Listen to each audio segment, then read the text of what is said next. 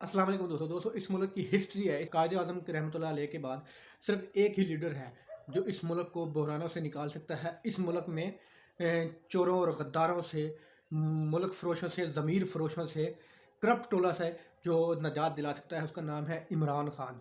कायद आज़म के बाद और इमरान खान से पहले हर बंदा इस मुल्क पर चोर मुसलत हुआ है, ख्वाब हो कोई भी हो। अगर इस मुल्क का सिर्फ एक महकमा ठीक हो जाए तो यकीन माने ये मुल्क बहुत जल्द अमेरिका, चीन और यूरोप के मुल्कों का मुकाबला करेगा। इस मुल्क का एक महकमा अगर ठीक हो जाए, ईमानदार हो जाए, तो ये मुल्क यूरोप, पेरिस, रूस, चाइना सबको पीछे छोड़ देगा।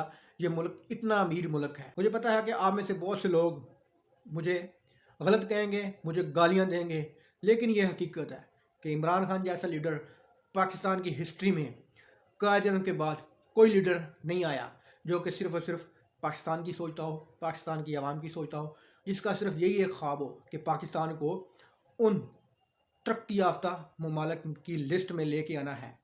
वो सिर्फ एक वाहद बंदा है जो पाकिस्तान में ये सोचता है इस मुल्क में से करप्शन का खात्मा करना है।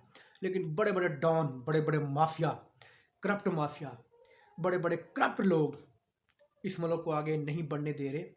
ऐसे ऐसे लोग हैं, ऐसे ऐसे लोग हैं कि उनकी हकीकत मैं आपको लाइव नहीं बता सकता। ऐसे ऐसे लोग हैं इस मुल्क को तबाह करने में जिनका किरदार रहा है पिछले 75 सालों में।